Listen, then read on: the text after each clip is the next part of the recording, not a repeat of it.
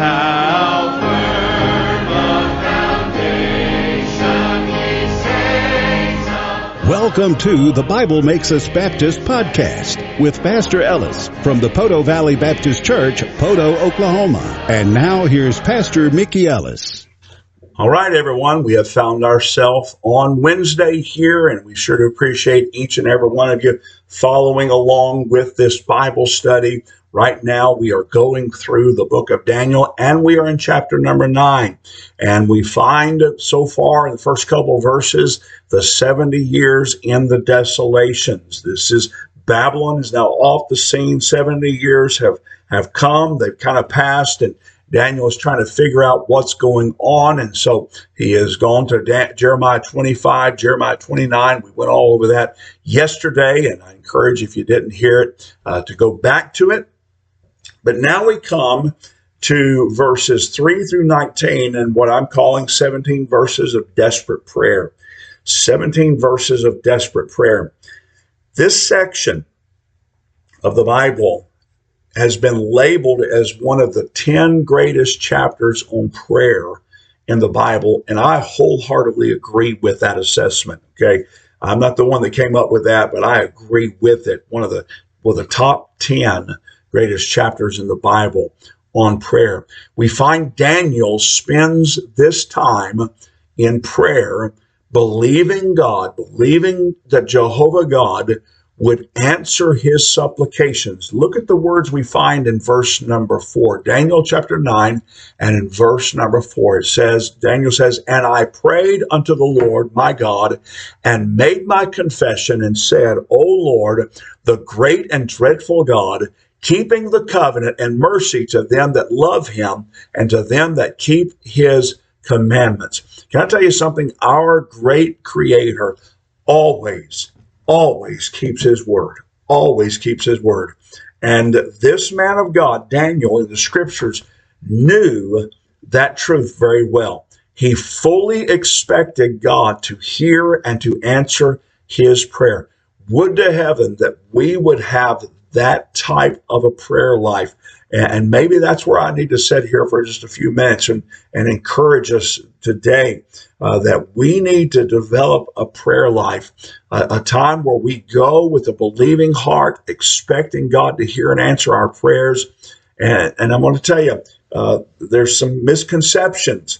And I'm sorry that some of my quote-unquote preacher brethren have so twisted this thing into the idea that God is a spiritual bellboy just waiting to beckon to your every little call and your every little whim. That is not what prayer is about. God is God. He is almighty. He is the sovereign God of this universe, knowing the end from the beginning. But can I tell you something? In that, we can trust confidently, and we can have this confidence that God knows what we need before we even ask him. But we need to learn what it is to come and ask him.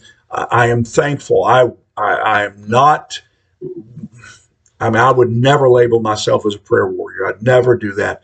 But I am thankful for my prayer life and being able to go to the Lord early this morning on my face before him and confidently knowing and expecting God to hear and answer my prayers. And I've got some great big ones I'm praying right now. But I'm telling you something, I've seen God answer some great big ones. And I'm thankful that early in my Christian life, when I was in Bible college, that I learned what it was to get a hold of God in prayer. And I can remember, I lived my first year at Bible college, Tri-State Baptist College in Memphis, Tennessee. They're located in Walls, Mississippi now, but Ministry of Bethel Baptist Church. I remember my first year of Bible college, living in the dorms, right there on the property. If I were to run, I could get to my classroom in 40 seconds to a minute, if that. But classes started at 8:30, and I would find myself at 4 o'clock in the morning on my face before God. It took me a little while to find a good place with roommates and everything, but I found a little shed and just so happened to have a little altar in it. It was the track shed. That's where they stored all the tracts that the church had printed. And there was a little room off to the side that somebody put an altar in there. And I can remember freezing to death in the winter and sweating to death in the summer.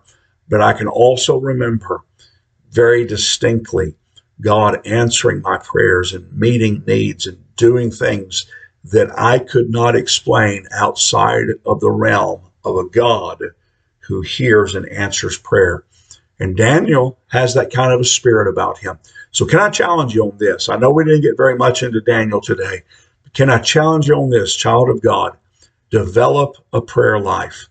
Develop a prayer life. Learn to walk with God and watch God do great and mighty things which thou knowest not. Well, with that, we're going to see you on the Thursday.